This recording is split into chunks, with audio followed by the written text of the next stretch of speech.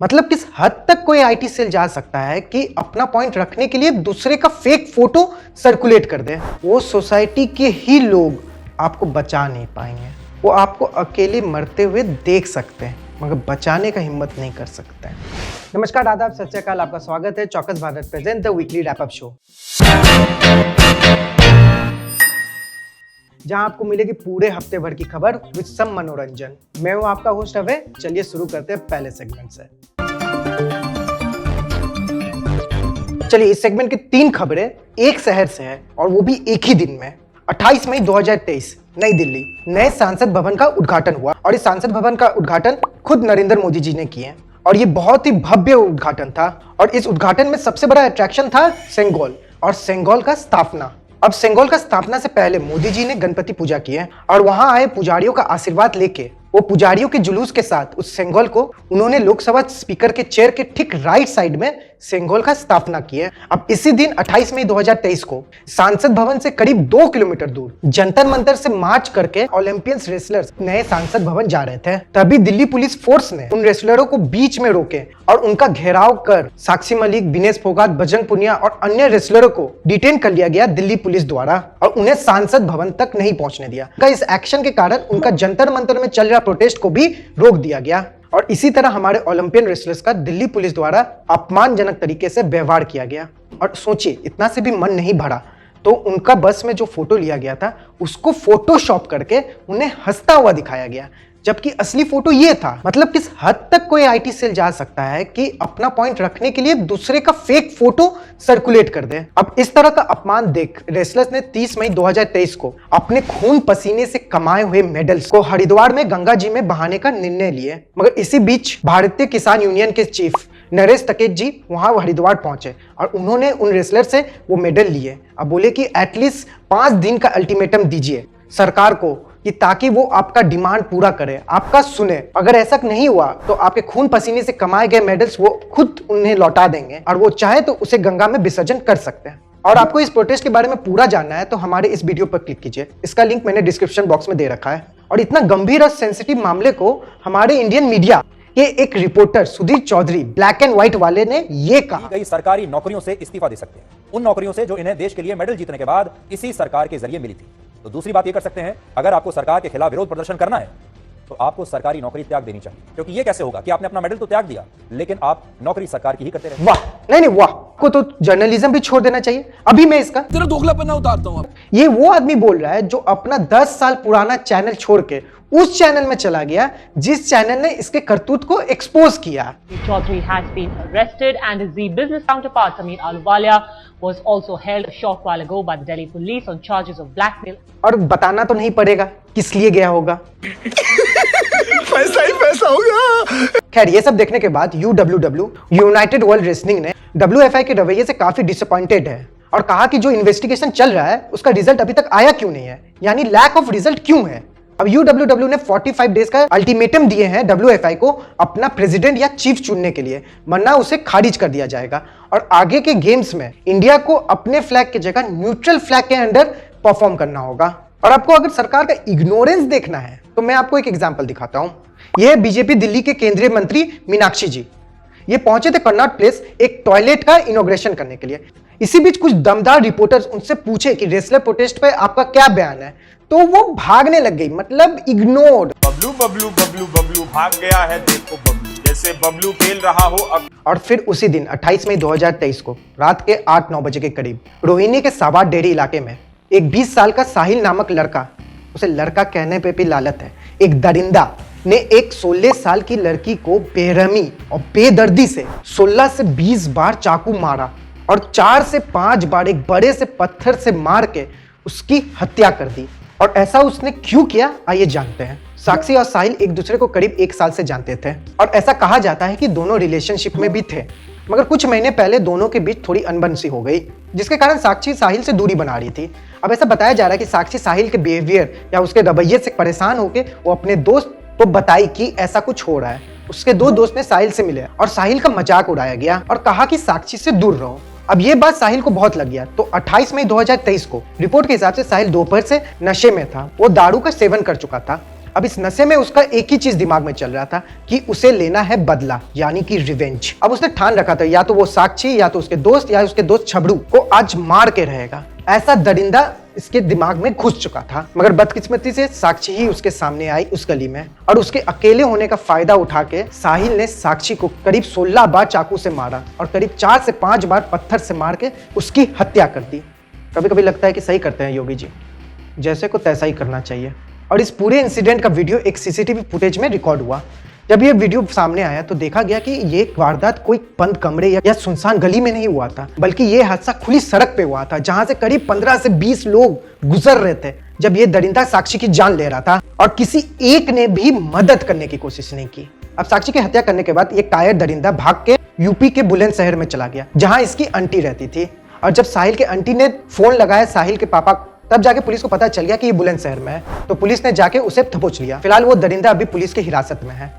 और आखिर में ये है कि ये जो साक्षी हत्याकांड हुआ वो कोई बंद कमरों में नहीं या कोई सुनसान गली में नहीं हुआ, वो एक ऐसे जगह में हुआ जहां पर करीब 15 से लेके 20-25 जन वहां से गुजरे जब ये कांड हो रहा था, और उनमें से किसी एक का भी हिम्मत नहीं हुआ कि उस लड़के को रोक सके।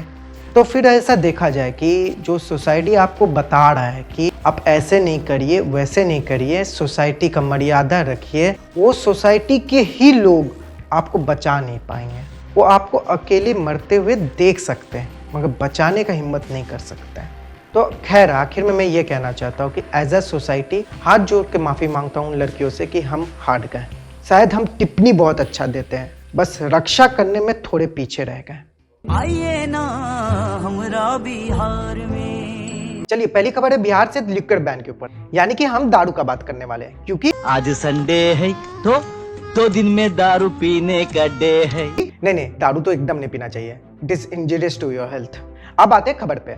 बिहार के चीफ मिनिस्टर नीतीश कुमार जी ने 2022 से लेके अभी तक Bihar liquid prohibition and excise act 2016 में 5 चेंजेस कर दिए हैं, और अभी जस्ट 1 जून 2023 को नीतीश कुमार जी ने 5वां चेंज किया है। अब आपको बताते कि चेंज क्या था। देखिए, जितनी बार गाड़ी पकड़ी जाती है दारू के साथ या दारू सेवन करते हुए उसमें, तो उस गाड़ी को हिरासत में ले लिया जाता है पुलिस द्वारा, और आप अपना गाड़ी पुलिस से ले सकते हैं गाड़ी का 50% ऑफ द इंश्योरेंस कवर को पे करके। अब जो ये 50% ऑफ द इंश्योरेंस कवर है, ये काफी बड़ा अमाउंट हो रहा था किसी कार ओनर के लिए, तो वो अपना गाड़ी छुड़वाने जा ही नहीं रहे थे। तो इसी कारण बिहार के 800 पुलिस स्टेशन में करीब 50,000 ऐसी गाड़ियां खड़ी है जो सड़ रही है, गल रही है, और उसका कोई उपाय नहीं है। तो इसी प्रॉब्लम का उपाय लाए हैं कि अब जाके आपको 50% नहीं, करीब 10% ऑफ द इंश्योरेंस कवर देना होगा, और अगर पेनल्टी प्राइस कम हो जाए तो ऑनर सब इनकरेज होंगे कि वो अपना गाड़ी पुलिस स्टेशन से लेके जाए।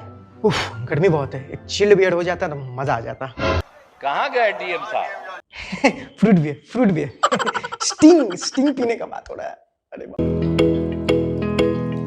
चलिए बढ़ते पहली खबर चाइना से। अब चाइना के गवर्नमेंट ने डिसीजन लिया कि एक मस्जिद तोड़ने का। हाँ, एक मस्जिद। अब देखा जाए तो चाइना एक नास्तिक देश है, वो किसी रिलीजन पर विश्वास नहीं रखता है, मगर तब भी वहां पे बहुत से रिलीजन ग्रुप के लोग पाए जाते हैं। अब उन्हीं में से एक है हुई समुदाय, ये एथनिक मुस्लिम माइनॉरिटी ग्रुप है। अब उन्हीं का एक मस्जिद है जो 800 साल पुराना है। अब इसी मस्जिद में जो गुंबद और मीनार है उसको तोड़ने का डिसीजन लिया चाइना गवर्नमेंट ने। अब चाइना गवर्नमेंट ने ऐसा डिसीजन लेके वो वहां पहुंच भी गए उस मस्जिद का मीनार और गुंबद तोड़ने के लिए, मगर वहां के कम्युनिटी के लोग उन्हें रोकने का कोशिश किए। अब इसी बीच हुई समुदाय के लोग और चाइना के पुलिस के बीच हो गई लड़ाई। काफी झड़कम, पत्थरबाजी और मारपीट होने के बाद इस मस्जिद का डिकंस्ट्रक्शन तो रोक दिए। चाइना के गवर्नमेंट के डिसीजन के खिलाफ गए, उनको 6 तारीख तक का समय दिया जा रहा है सरेंडर करने का, और इसके बाद अगर उन लोग कार्रवाई किए तो बहुत कड़ी सजा मिलेगी। अब इस न्यूज के आने के बाद पाकिस्तान और टर्की काफी असंतुष्ट थे। ऐसा कुछ नहीं हुआ, कुछ बोले ही नहीं ये दोनों।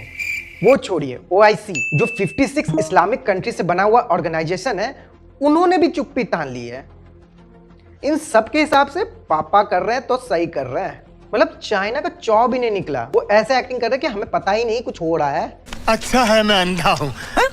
अभी इसका मैं तेरा दोगलापना उतारता हूँ अब। जब इजरायली पुलिस पैलेस्टाइन घुस के एक मस्जिद में मुस्लिम कम्युनिटी को मार रहे थे, इसके लिए इन्होंने मीटिंग बैठाई थी, और इस इंसिडेंट के लिए मीटिंग छोड़िए एक दूसरे से मिल भी नहीं रहे कि कहीं डिस्कशन ना करना पड़ जाए।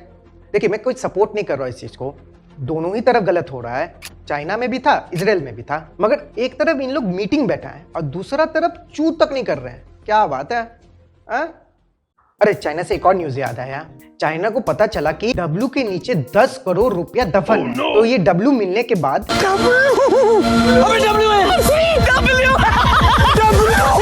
उन्होंने खुदाई शुरू कर दी है। तो खोदो हमारा खोद तो क्या बोल रहे खोदो। हाँ ठीक है। अच्छा चलिए असली खबर पर चलते हैं। चाइना वालों ने 10 किलोमीटर गहरा खुदाई करने वाले हैं चाइना में अर्थ के क्रिटेशियस लेयर तक पहुंचने के लिए। और जो ये क्रिटेशियस लेयर है ये करीब 145 मिलियन ईयर्स पुराना है। तो ये लेयर काफी सारा राज खोल सकता है 145 मिलियन पुराने धरती का। और चाइना का दावा ये भी है कि कुछ नए मिनरल सोर्सेज भी मिलेंगे और इतने नीचे जाने पर वो अर्थक्वेक और वोल्केनिक इरप्शन के बारे में स्टडी कर पाएंगे। अब ये जितना बड़ा गड्ढा कर रहा है उसमें करीब 12 बुर्ज खलीफा समा सकता है। यार हर बार मैं बुर्ज खलीफा की जगह मियां खलीफा बोल देता हूँ। बड़ा हरामी हो बेटा। चलिए आपको बताते हैं नरेंद्र मोदी स्टेडियम के बारे में। पहले ये स्टेडियम जाना जाता था मोटेरा स्टेडियम से और ये वर्ल्ड का लार्जेस्ट स्टेडियम है और इसकी कैपेसिटी करीब है 1,32,000।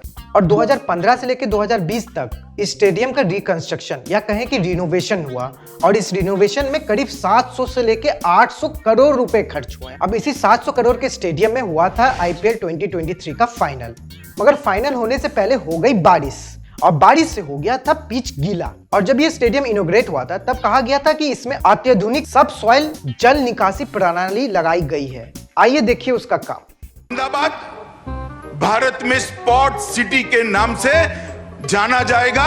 जो हमारे प्रधानमंत्री नरेंद्र मोदी जी गुजरात के मुख्यमंत्री थे तब देखा हुआ उनका सपना था। और इसके साथ पूरी अत्याधुनिक सब सॉइल जल निकासी प्रणाली भी बनाई है।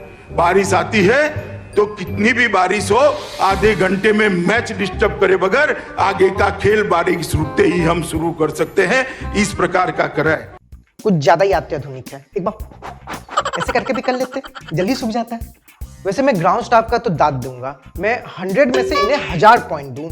उन लोग के मेहनत के कारण हमें इस तरह का IPL फाइनल देखने को मिला और बहुत से मूवमेंट्स भी देखने को मिले बस इन्हीं लोग के मेहनत के कारण, वरना तो अत्याधुनिक तो बहुत ज्यादा था स्टेडियम। इनॉग्रेशन का स्पीच सुन के हमको लगा था कि जमीन से छोड़ो ये आसमान से पानी टाल लेंगे। सफेद कपड़ा ओ मैं तो काला कपड़ा पहना, वो एडिटर पहना है सफेद कपड़ा, उसका गलती है, मैं कुछ नहीं। चलिए अगली खबर के लिए बढ़ते हैं भागलपुर। भागलपुर में इस टाइम आई थी उर्फी जावेद। आइए वीडियो देखते हैं।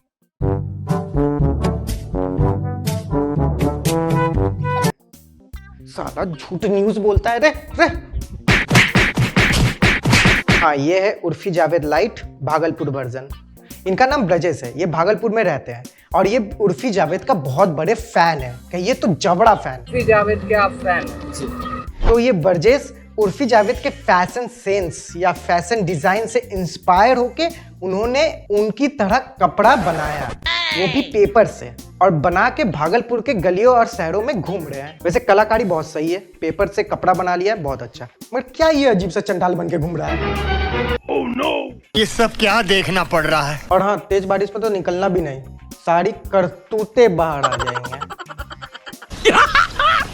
मस्त जोक मारा रे, ये हंस रहे हलकट हंस। अगर आपको ये वीडियो थोड़ा सा भी अच्छा लगा तो इसे लाइक कर दीजिएगा और इस वीडियो को अपने फैमिली, फ्रेंड्स और अपने गर्लफ्रेंड के साथ जरूर शेयर कीजिएगा। और ऐसी मनोरंजन वाली न्यूज देखने के लिए चौकस भारत को सब्सक्राइब कर लीजिए और हमें ट्विटर, फेसबुक, इंस्टाग्राम पर फॉलो कर लीजिए। अरे इसको हॉस्पिटल नहीं ले गया, ज्यादा मार दिया क्या? देखो जिंदा है।